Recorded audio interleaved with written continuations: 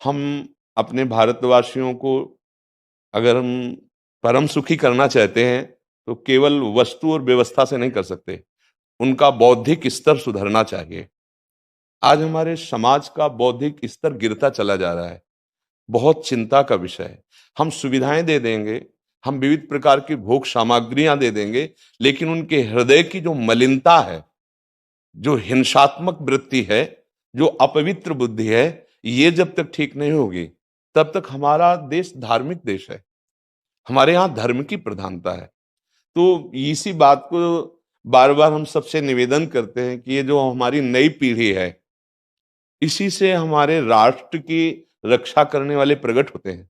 जो विद्यार्थी जन है, उन्हीं में कोई एमएलए बनता है, उन्हीं में कोई सांसद बनता है, उन्हीं में कोई मुख्यमंत्री बनता है, उन्हीं में कोई राष्ट्रपति या प्रधानमंत्री उन्हीं में अपने लोग भी सब थे। अब हमारी शिक्षा केवल आधुनिकता का स्वरूप लेती जाए और व्यभिचार प्रवृत्ति, व्यसन प्रवृत्ति, हिंसा प्रवृत्ति, ये नई पीढ़ी में देखकर बहुत असंतोष हृदय में होता है। इसीलिए कितनी भी शरीर में पीड़ा हो, हम प्रयास करते हैं जितने से जितने सामने हमारे भगवत स्वरूप जन आते हैं, पहले बुद्धि शुद्ध होनी चाहिए। मय्येव मन आदत्स्व मयि बुद्धिम निवेश है, तो निवशिष्यति मय्येव अत ऊर्ध्वम न संशया। तू मेरे में ही निवास करेगा, अर्थात भगवदानंद में। अविनाशी जीव कभी भोग विलास में तृप्त हो ही नहीं सकता। हम अगर अपने राष्ट्र की विशेष सेवा, तो हमारे धर्म का परिचय, जैसा आप जन करते हैं, धर्म का हमारा क्या स्वरूप है, हमारे जीवन का लक्ष्य क्या है।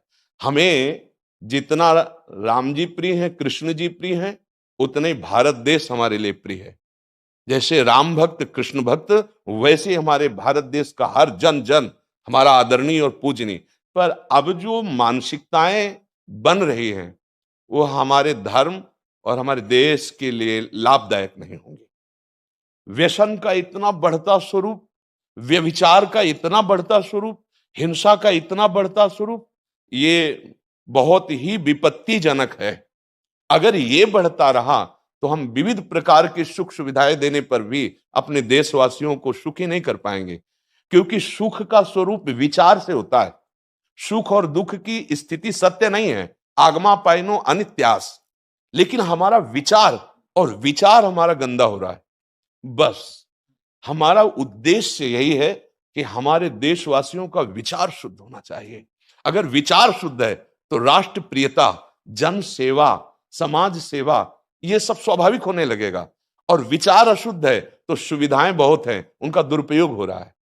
तो बस आप सबसे बड़े बड़े जो उपदेष्टा जन हैं, जो बड़े बड़े धर्म की रक्षा के लिए भगवान ने जिनको भेजा है, उन सबसे यही प्रार्थना है कि सब व्यवस्था करते हुए हमारे देशवासियों की बुद्धि अध्यात्म को समझे। बिना अध्यात्म को समझे दुख सुख की समानता बिना किए परम सुख का अनुभव हो ही नहीं सकता। इस मायाकृत भोग पदार्थों को भगवान ने दुख योनया कहा है। मानो एक बोर्ड लगा दिया, दुखालयम अशाश्वतम।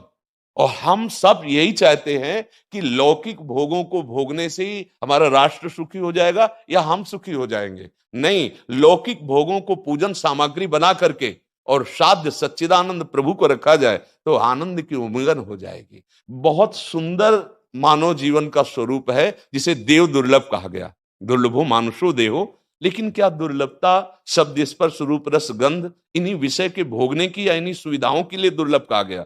दुर्लभ है किसी सच्चिदानंद सुख के लिए। और उस सुख को तो हम भूले हुए, एकदम बहते हुए शब्द स्पर्श रूप रस गंध के प्रवाह में चले जा रहे हैं और इसी को सौभाग्य समझ रहे हैं कि हमें सुख प्राप्त हो रहा है। नहीं, हम सबसे प्रार्थना करते हैं कि आप अपने धर्म को समझिए। आप अपने स्वा को जहां जहां स्थापित करते चले जा रहे हैं, आप उसे गंदा करते चले जा रहे हैं।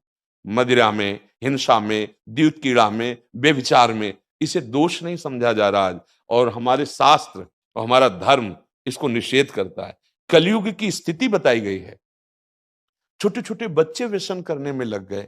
आज स्कूली विद्यार्थी जिनको ब्रह्मचर्य से पुष्ट होना चाहिए, वो ब्रह्मचर्य नष्ट कर रहे हैं। ये बड़ा चिंता का विषय है।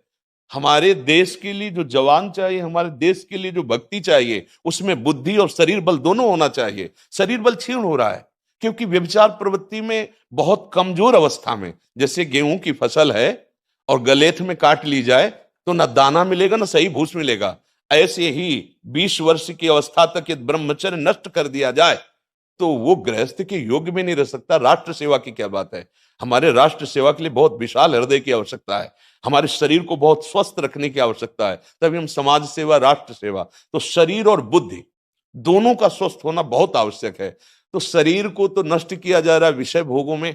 लोग समझने लगे हैं कि मांस खाने से हमारा स्वास्थ्य अच्छा रहेगा, हम बलवान बनेंगे। अध्यात्म बल नहीं तो तेरे शरीर की चर्बी बढ़ा ले, लेकिन तू न काम पर विजय प्राप्त कर सकता, न क्रोध पर, न लोभ पर, न मोह पर, न हिंसा पर। फिर क्या जीवन। तो इसीलिए हमारा बार बार हृदय में सबसे प्रार्थना है, जिस संत भगवान भी आते हैं, ये देखो इस समय आवश्यकता विचार शुद्ध करने की है, आहार शुद्ध करने की है, आचरण शुद्ध करने की है। हमारे देश ने चरित्र की पूजा की है। रावण किसी बात में कम नहीं था। आज भी कोई शिव अगर अभिषेक होता है तो तांडव स्तोत्र उसी का गाया जाता है। जटाटवी गलत ज्वल प्रभा पावित स्थले।